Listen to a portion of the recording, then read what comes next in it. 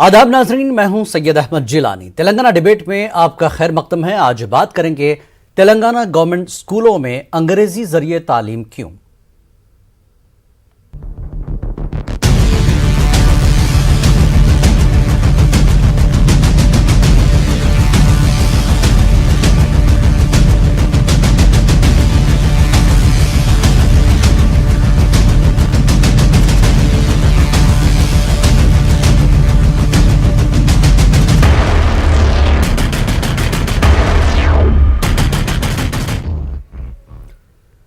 नाज़रीन, तेलंगाना हुकूमत ने रियासत के सरकारी स्कूलों में आने वाले तालीमी साल से अंग्रेजी मीडियम से पढ़ाई शुरू करने का फैसला किया है।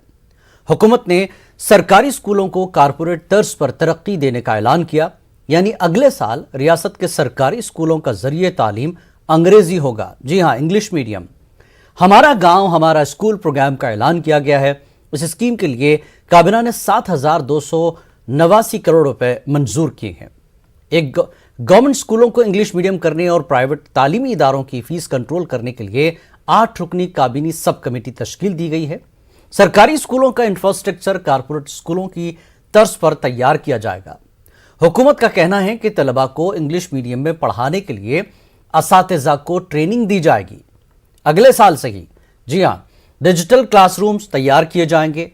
तेलंगाना हुकूमत मयार तालीम को बढ़ाना चाहती है, तालीमी इनकलाब लाना चाहती है। तो इसी सिलसिले में प्राइवेट स्कूलों की फीस को आइंदा सेशन से रेगुलेट किया जाएगा, और जिसके लिए हुकूमत ने नया कानून लाने का फैसला भी किया है। ये तो हो गई प्राइवेट की बात। सरकार भी अपने तौर पर बहुत सी तब्दीलियां लाना चाहती हैं। तेलुगु, हिंदी, उर्दू मीडियम को अब बंद कर अंग्रेजी के जरिए तालीम देना चाहती हैं। अंग्रेजी जरिए तालीम क्यों? क्या मादरी जबान मयार तालीम के लिए रुकावट है? क्यों गवर्नमेंट स्कूलों को अंग्रेजी मीडियम करना चाहती है? क्या उर्दू, तेलुगु, हिंदी और दीगर जबानों को ख़त्म किया जा रहा है? क्या हुकूमत सरकारी और मादरी जबान की सरपरस्ती छोड़ना चाहती है? क्या तेलंगाना हुकूमत मरकज़ की नई एजुकेशन पॉलिसी पर अमल कर रही है? तो आवाम के जहनों में कई ऐसे खदशात हैं, ऐसे कई सवाल हैं जिसके जवाब हम आज के डिबेट में ढूंढने की कोशिश करेंगे। तो हमारे साथ मौजूद हैं हमारे ख़ास मेहमान एम हमीद माहिर तालीम हैं, और अनूप कुमार बुगडी लीडर टीआरएस, जो कि टीआरएस की नुमाइंदगी करेंगे। शेराज खान तर्जुमान कांग्रेस तेलंगाना।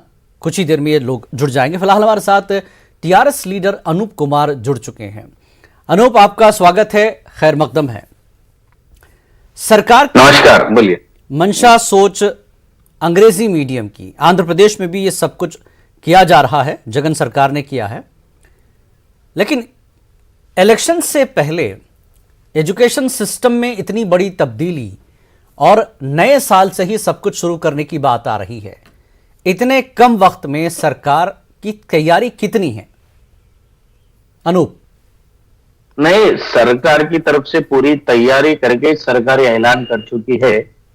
आप एक बात गौर से इसमें देखें तो जी, लोगों का खर्चा जो भी हॉस्पिटल में खर्चा हो रहा, नहीं तो एजुकेशन सिस्टम में खर्चा हो रहा। ठीक। एजुकेशन सिस्टम जो है तेलंगाना में एक हाईवे रॉबरी की नादी हो गई, रूट ले होगा जी। तो ये हमारे नोटिस पे आए तो लोग क्यों इतने खर्चे कर रहे तेलंगाना में, लोगों का खाने पीने तक बहुत परेशानी क्यों हो रहे बोल के हम राष्ट्र लेवल पे करे तो बूढ़े माँ बाप को हॉस्पिटल में दाखिलात करके वहां पर पैसे गवा रहे, अपने बच्चों को पढ़ाने के चक्कर में, उनकी फ्यूचर अच्छा रहने के चक्कर में एजुकेशन पे पैसे करके खर्चा करके लोग आज परेशान में है। तो ये दोनों को खत्म करने के वास्ते केसीआर साहब क्या लाए बोले तो मन ऊरू मन बड़ी को एक 7,200 करोड़ रुपए देके पूरा गवर्नमेंट स्कूलों को अच्छा तहसील से इंग्लिश मीडियम में तब्दील करके बच्चों को अच्छा तालीम देना बोल के डिसाइड करे। और यार रही बात, अब इंग्लिश मीडियम पढ़ाने से बच्चों क्या होता, अब इतने दिन भी 10th तक भी उर्दू मीडियम पढ़े, तकरीबन लोग तेलुगु मीडियम पढ़े, और उसके बाद में इंग्लिश मीडियम पढ़ के थोड़े लोग तकरीबन लोग कलेक्टर बने, आईएएस आईपीएस या बने, और अच्छे सॉफ्टवेयर कंपनियों में भी नौकरियां लाए। उन लोगों को 10th के बाद तो भी पक्का इंग्लिश पढ़ना ही पढ़ना, आज के दौर पे नौकरी आना बोले तो दूसरे स्टेटों में भी इंप्लीमेंट करे, अपने स्टेट में भी इंप्लीमेंट करना बोल के केसीआर साहब करे। वैसी हॉस्पिटलाइजेशन का भी जो 1,000 चिल्लर प्राइमरी हेल्थ सेंटर से, 31 डिस्ट्रिक्ट हॉस्पिटल से, 19 एरिया हॉस्पिटल से, इसमें भी इंफ्रास्ट्रक्चर बहुत अच्छी तरीके से हम लोग करें। ठीक। तो यहाँ रही बात सवाल थोड़े लीडर जो भारतीय जनता पार्टी के, कांग्रेस के, नहीं अभी लीडरों की बात मत करिए, अभी हम सिर्फ सरकार पर रहेंगे। सरकार अगर अच्छा काम कर रही है तो आपका जो प्लान है, आपका जो तरीकेकार है, वो सबको समझ आएगा, ठीक है ना? नहीं, यह नंबर क्या है बोले तो जी, सरकार की पूरी गवर्नमेंट स्कूल्स अब तक 26,000 गवर्नमेंट स्कूल है तेलंगाना में जी। तो 26,000 में तकरीबन 22 लाख बच्चे पढ़ रहे जी। उसमें से तकरीबन 10 लाख ऑलरेडी इंग्लिश मीडियम में पढ़ रहे।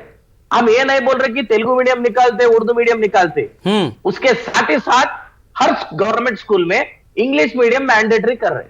ठीक, ये पॉइंट नंबर 1 है। ठीक। तो 22 लाख में से 12 लाख जो है अब तेलुगु मीडियम पढ़ रहे, सो लोग हैं तेलुगु मीडियम, उर्दू मीडियम। ठीक। अब ये 26,000 स्कूलों में से 9,000 स्कूल ऑलरेडी, उसमें से 3,000 कंप्लीटली इंग्लिश मीडियम है, 6,000 इंग्लिश, तेलुगु और उर्दू मीडियम मिला के है। अच्छा। आप एक बात यहाँ गौर फरमाए तो जी, 26,000 स्कूलों में 22 लाख लोग पढ़ रहे गवर्नमेंट में, वही तेलंगाना में पूरे प्राइवेट स्कूल 11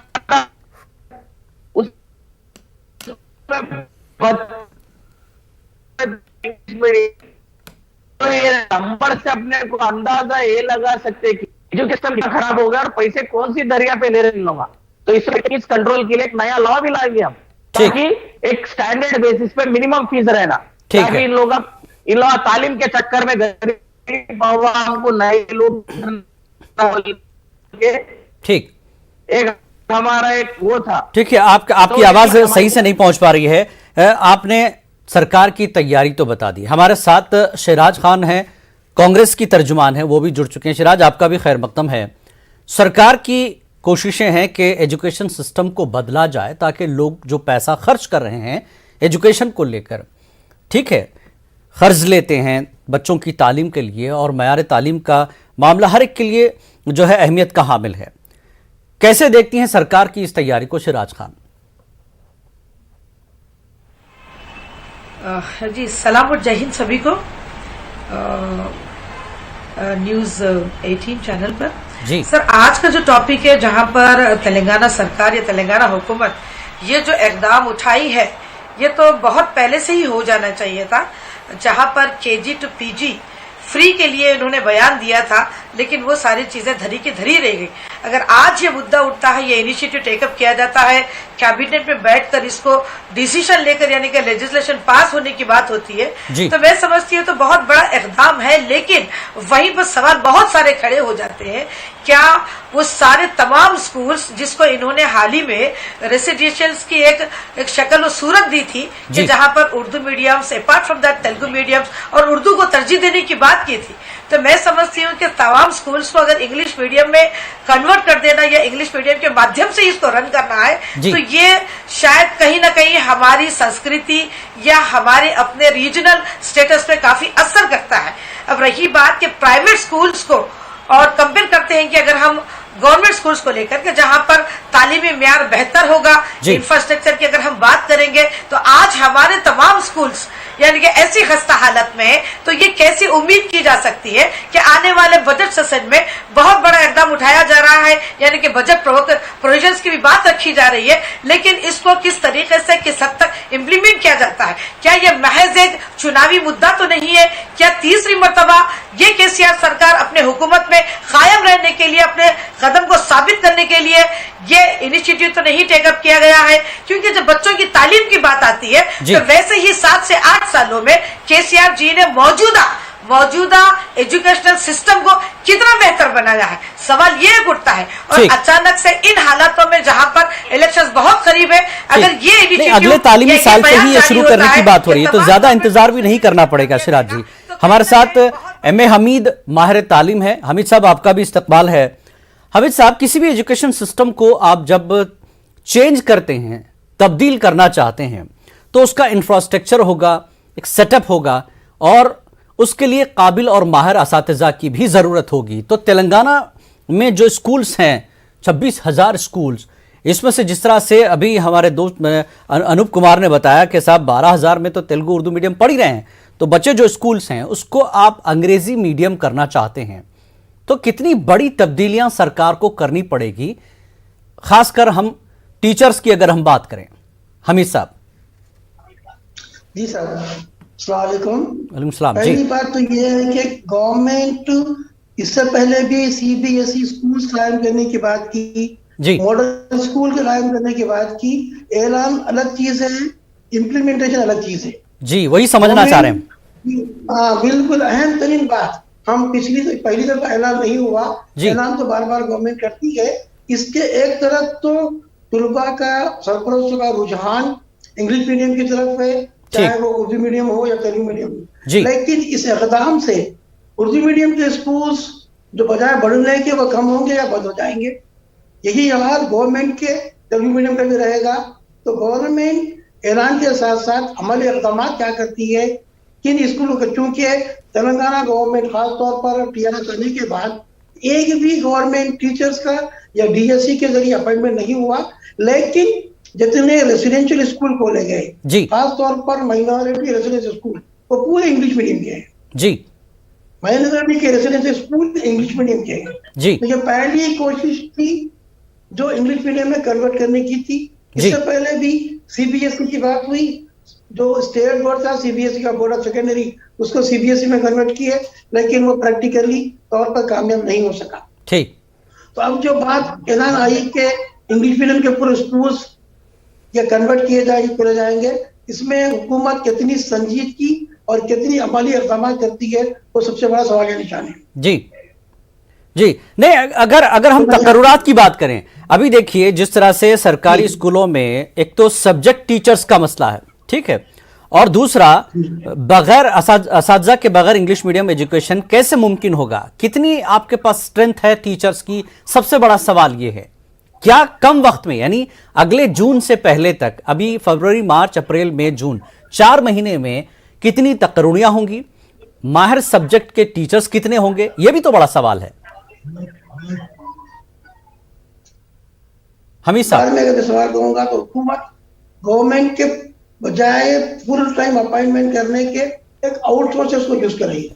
ठीक। रेसिडेंशियल स्कूल के जो आदत शुमार है वहाँ कितने टीचर बाकायदा हैं, तो टीचर्स को आउटसोर्सिंग या फिर आपको अडाक बेसिस पे अपॉइंट करने की बात हम देख रहे हैं। जितने रेसिडेंशियल स्कूल हैं तेलंगाना में इस वक्त लगभग 7 सोसाइटीज के रेसिडेंशियल स्कूल हैं, जिनमें सोशल वेलफेयर की भी हैं, बैकवर्ड क्लासेस की भी हैं, माइनॉरिटी की भी हैं, और जो पुरानी सोसाइटी थी तेलंगाना स्टेट रेसिडेंशियल सोसाइटी, पूरे के स्कूल्स में अपॉइंटमेंट रेगुलर कम है, आउटसोर्सिंग के ज्यादा है।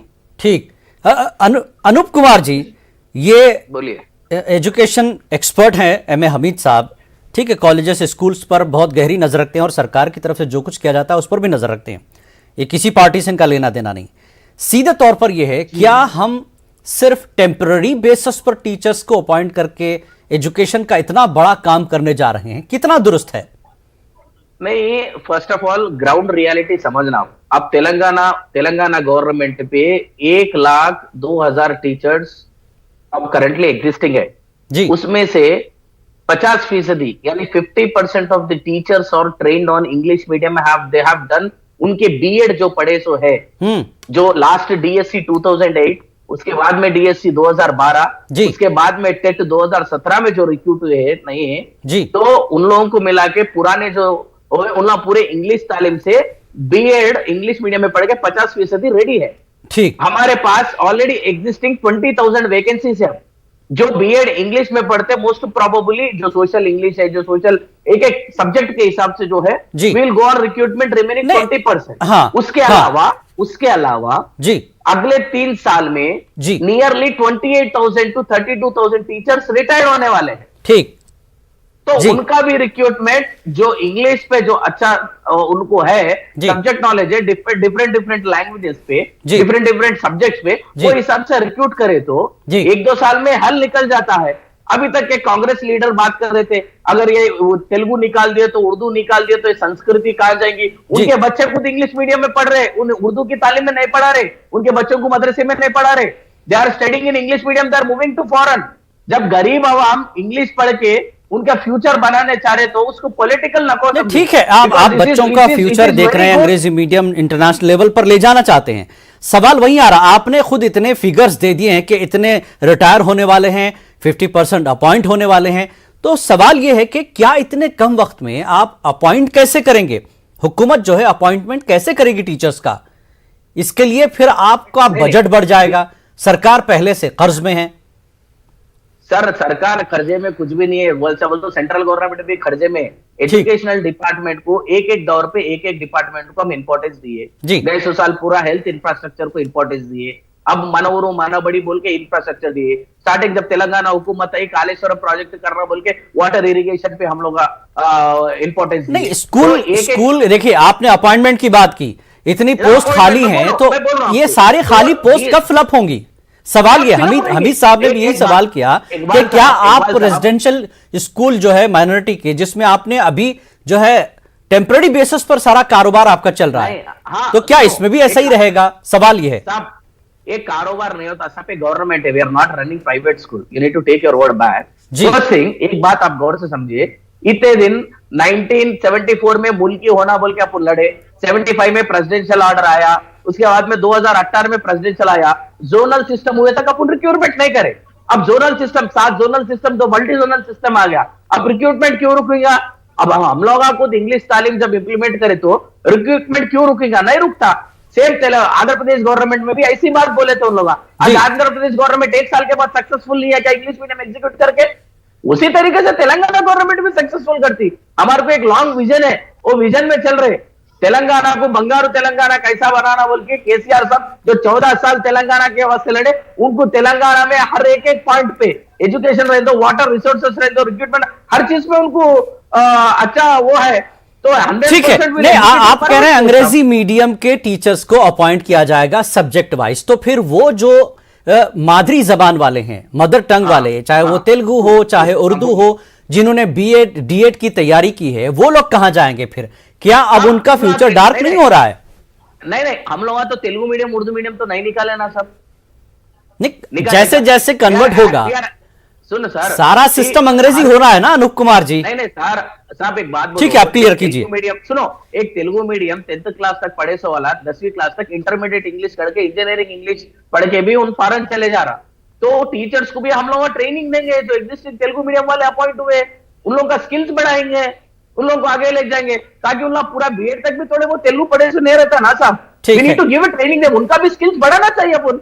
ठीक है, Siraj Khan, to respect teachers. Siraj Khan, क्या अनूप कुमार से आप मुतमईन है? क्या वो कह रहे हैं कि स्किल बढ़ाएंगे, ठीक है, और दूसरी लैंग्वेज के लोगों के लिए मसला भी नहीं होगा? सर मुझे ये बताइए कि मेरे जो अपोजिशन भाई बैठे हुए हैं, उन्होंने पहले मुखालिफत कर दी है कि डेफिनेटली इंग्लिश मीडियम के तमाम जब स्कूल्स का मीडियम कन्वर्जन होता है तो डेफिनेटली हमारी संस्कृति इफेक्ट होती है। मैं ये पूछना चाहती हूँ कि आज लाखों की तादाद में उर्दू टीचर्स महरूम है, तेलुगु टीचर्स में महरूम है, डीएससी का सिलेक्शन होता है तो वहां पर हजारों की यानी कि ज्यादातर खाली रह जाती है। इसके ऊपर फोकस करने की बजाय ये और अनदर स्टेप जहां पर उठाए हैं, तो हम कैसे मुतमईन हो सकते हैं? मुझे ये बताइए, जैसा कि आपने सवाल रखा था कि इंफ्रास्ट्रक्चर के अलावा भी अगर इंग्लिश टीचर्स को या इंग्लिश मीडियम के तकरीरात को कैसे ये अंजाम देंगे? वो टीचर्स कहां से लाएंगे जो ऑलरेडी यहाँ पर इस फील्ड में मैक्सिमम कम तादाद में हमको नजर आ जाएंगे? अगर इतने सारे हजारों लाखों में तादाद में स्कूल्स हैं तो ये तकरीर कैसे होगा? तो ये नामुमकिन सी बात है, क्योंकि केसीआर साहब के अभी तक के वादे इतने इम्प्लीमेंट नहीं हुए हैं जहां पर होना चाहिए था। ये बात करते हैं कि अगर बच्चों के एजुकेशन के मयार को लेकर डेवलपमेंट की बात करते हैं तो मौजूदा हाल में इतने बेरोजगार बच्चे मौजूद है जो एजुकेशन हासिल करके खाली पड़े हुए, उनका पहले आप सोचने की जरूरत है। यहाँ पर मस्जिद हमारी आने वाली पीढ़ियों को अगर तेलुगु मीडियम से ही अगर हमको एजुकेट करना है तो ये हमारे मस्जिद सेकेंड यानी कि डेवलपमेंट का एक सोच होती है। मैं समझती हूँ सर कि बीजेपी के डर से ये एक ऐसा मुद्दा उठाए है जहां पर आने वाले इलेक्शन में शायद बीजेपी को तेलंगाना में वो कहीं पर भी जगह नहीं देना चाह रहे हैं, या उनकी जो तेजी से कामयाबी नजर आती है यहाँ पर अपोजिशन के तहत, शायद उसको रोकने के लिए या उसके डर की वजह से एक ऐसा इनिशिएटिव या एक ऐसा मुद्दा मंजर-ए-आम पे लाया जाता है। किसी की भी वजह से अगर ये इनिशिएटिव लिया जाता है, लेकिन तालीम के सिस्टम में बेहतरी की कोशिश सरकार की है, तो बुराई क्या है फिर? साहब के लिए जी ठीक। हमीद साहब, जिस तरह से अनूप कुमार ने कहा कि इतनी जो है अपॉइंटमेंट्स होने हैं, इतने 12,000 के स्कूल जो है करीब तेलुगु और उर्दू मीडियम चल रहे हैं, तो बकाया स्कूल्स में अपॉइंटमेंट के लिए क्या तेलंगाना में इतनी अभी क्षमता या इतनी ताकत है कि हम 4-5 महीने में इंग्लिश मीडियम वाला सेटअप कर पाएंगे तमाम टीचर्स का तकर्रुर करते हुए, अपॉइंटमेंट करते हुए? हमीद साहब। जी हाँ, बिल्कुल अहम सा बात यह है कि मुस्तकिल तकर्रुर की बात अगर हो, परमानेंट हो, तो उसका जो तरीक़ाकार है उसमें एक ट्रेन टीचर, चाहे वो एसडीटी पोस्ट के लिए डीएड हो या स्कूल असिस्टेंट के लिए बीएड हो, उसके लिए जरूरी है कि वो डीएससी या टीआरटी से पहले टेट एग्जाम के टीचर्स एलिजिबिलिटी टेस्ट, जी, तो टेट को मैंडेटरी कर दिया गया। बगैर टेट के आप अपना तकर्रुरात का इम्तिहान नहीं लिख पाते, तो ये अहलियत है। और इसके लिए एनसीटीई ने, national council for teachers education ने रियासत को जिम्मेदारी दी है कि हर साल में 2 दफा टेट रखे। नेशनल लेवल पर सीटेट होता है हर साल जून और जुलाई में, लेकिन तेलंगाना बनने के बाद सिर्फ एक ही बार टेट हुआ। तो कैंडिडेट को डीएड भी लिखना है, टेट भी लिखना है, टेट और डीएससी लिखकर वो डीएससी की तैयारी करते हैं। तो बात चूंकि आपने बार बार तकर्रुरात की, भर्ती की और परमानेंट टीचर की है, तो उसके लिए लगभग 6 महीने से 1 साल होता है कि पहले टेट भी रखे फिर डीएससी भी रखे, ताकि उनका मुस्तकिल तकर्रुर हो। जो टीचर्स डीएड किए, बीएड किए, इस उम्मीद किए कि हमको मुस्तकिल तकर्रुर होगा, हमको सरकारी मुलाजिमत मिलेगी, वो सिर्फ इंतजार में अपनी उम्र की हद भी पार कर रहे हैं। ठीक। हमीद साहब ने बहुत से सवाल उठा दिए हैं। अनूप कुमार, एक तो आपको कम वक्त में ये सारे अपॉइंटमेंट करने हैं, जो सिस्टम है एग्जामिनेशन का वो सारी तैयारी आपको करनी है, और जिन लोगों की एज बार हो रही है, एज ग्रुप से वो हट रहे हैं, उनका भी आपको ख्याल करना है। तो क्या सरकार ने ये सारी तैयारी कर रखी है, या फिर जैसा कि आपने शुरुआत में कहा कि जो टीचर्स ऑलरेडी हैं उनको पहले ट्रेन करेंगे, फिर हो सकता है 2-4 साल बाद ये काम हो, तो जिनकी उम्र निकल रही है उनका नुकसान तो हो गया। अनूप कुमार जी, अब अगले एकेडमिक ईयर को और 4 महीने बचे, तो या जो 2-4 साल का बात ही नया था। ठीक, तो first will skill development training तो एग्जिस्टिंग टीचरों को रहेंगे, साइमल्टेनियसली नया रिक्रूटमेंट होगा जी, और उसके अलावा जो एग्जामिनेशन पैटर्न है, जो डीएससी का एग्जामिनेशन पैटर्न, अब टेट आया, टेट का एग्जामिनेशन पैटर्न जो है जी, वो पैटर्न भी एक पेपर पे तेलुगु, एक पेपर पे इंग्लिश, इफ रिक्वायर्ड एक पेपर पे उर्दू, और सब्जेक्ट्स भी जो अगले इंग्लिश मीडियम का सब्जेक्ट है ना, एक पेपर पे तेलुगु, नेक्स्ट साइड इंग्लिश भी वैसा छापने के, बुका छापने का भी गवर्नमेंट एक आइडिया करे। और गोइंग फॉरवर्ड जो भी बीएड कॉलेजेस सब तेलंगाना में है जी, वो बीएड कॉलेजेस में भी मैंडेट इंग्लिश में ही सब्जेक्ट्स ट्रेन हुए सर का तेलंगाना गवर्नमेंट फ्यूचर में डिसीजन लेंगी। सो ऑल टुगेदर सी एक आईसी 2001 में भी हम लोग जय तेलंगाना बोले तो कबाना तेलंगाना बोले। नहीं, अनूप कुमार जी, हमीद साहब ने जो सवाल उठाया है कि 4 महीने के अंदर आपको ये सारे एग्जाम्स करने हैं पूरे, सबको अपॉइंट करना है, तब जाके आपका एकेडमिक ईयर स्टार्ट होगा। साहब अब जोनल सिस्टम आ गया, अब हायरिंग करने में कुछ प्रॉब्लम नहीं है। ठीक, हम लड़े ही मुल्की रूल के लिए 1974-69 से लड़े मुल्की रूल के लिए, 75 में वही जोनल सिस्टम की नारी प्रेसिडेंशियल ऑर्डर आया। अब फिर तेलंगाना में 33 डिस्ट्रिक्ट लगा के फिर जोनल सिस्टम ला लिए, जिनके गांव में उन पढ़ाना बोल के बहुत उनको हो रहता। ठीक है, ये तो एजुकेशन सिस्टम की बात होगी। आप मीडियम पर तो सरकार गौर कर रही है। दूसरा सवाल ये है, अभी मौजूदा जितने सरकारी स्कूल्स हैं उसका जो इंफ्रास्ट्रक्चर है वो किस तरह का है, सरकार उस पर क्या ध्यान दे रही है? कहीं टॉयलेट नहीं है, कहीं पीने का पानी नहीं है, कहीं बेंचेस नहीं है, और कई जगह पर 3 टीचर या 2 टीचर से काम चल रहा है, ऐसे कई स्कूल्स हैं। देखो साहब, एक बात, 226 जो बीसी गुरुकुला है उसके साथ ही साथ 26,000 ओवरऑल गवर्नमेंट स्कूल है जी, जो इंफ्रास्ट्रक्चर है थोड़े बहुत कॉर्पोरेट सोशल रेस्पॉन्सिबिलिटी के अंदर जी, जो उन लोग थोड़े लोग आईटी कंपनी वाले भी जो खुद गांव में पढ़ के आए, वो आईटी कंपनी वाले थोड़े बहुत इंफ्रास्ट्रक्चर डेवलपमेंट करे। गवर्नमेंट वाले भी अभी 7,000 करोड़ पूरे गवर्नमेंट स्कूलों में डिस्ट्रिक्ट एजुकेशनल ऑफिसर, एमईओ के साथ, पूरे डिस्ट्रिक्ट एजुकेशनल ऑफिसर, पूरे मंडल एजुकेशनल ऑफिसरों के साथ बैठ के तकरीबन एचएमओ के साथ भी डिस्कशन करके कौन सा स्कूल में क्या क्या है।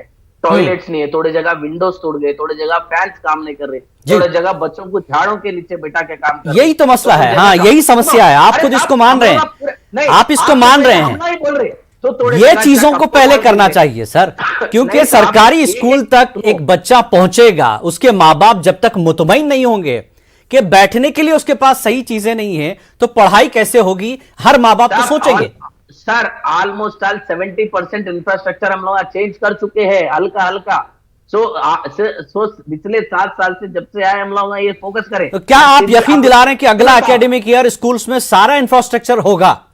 100% होगा साहब, क्यों नहीं होगा। आप एक बार सिरसिला का जिला परिषद स्कूल देखिए, आप शमशाबाद का तोंडुपल्ली का जेडपीएचएस एमपीपीएस देखिए, आप नहीं तो यहाँ संगारेड्डी का बीएचसीएल का जेडपीएचएस एमपीपीएस देखिए, नहीं तो अजीज नगर का एमपीपीएस जेडपीएचएस गवर्नमेंट स्कूल देखिए सर। बबीता स्कूल जो ब्लाइंड लोगों को रहते हैं ना, वहां से लेके जेडपीपीएस एमपीपीएस गवर्नमेंट स्कूल जितने भी है तकरीबन Rangareddy district, Medak district, Mahbubnagar district, Adilabad, Karimnagar. ठीक है, हम भी उम्मीद करते हैं कि सरकार की जो प्लानिंग है एजुकेशन सिस्टम को एक बेहतर तरीकेकार में तब्दील करने की, और लोगों का जो जहन है सरकारी स्कूलों में कि सरकारी स्कूल में किस तरह की पढ़ाई होती है, किस तरह का इंफ्रास्ट्रक्चर होता है, अब ये पुरानी बात हो जाएगी अगर सरकार वाकई अपनी बात पर अमल करना चाहती है। थोड़ा सा वक्त है, 4-5 महीने का, देख लेते हैं कि सरकार की ये बात कितनी दुरुस्त होगी। शिराज खान, आपका, अनूप कुमार और हमीद साहब, आप तीनों ने इस मेन इशू पर बात किया, मेन मुद्दे पर बात की। आप तमाम का बेहद शुक्रिया। खास बात तेलंगाना डिबेट में हिस्सा लेने के लिए आदाब।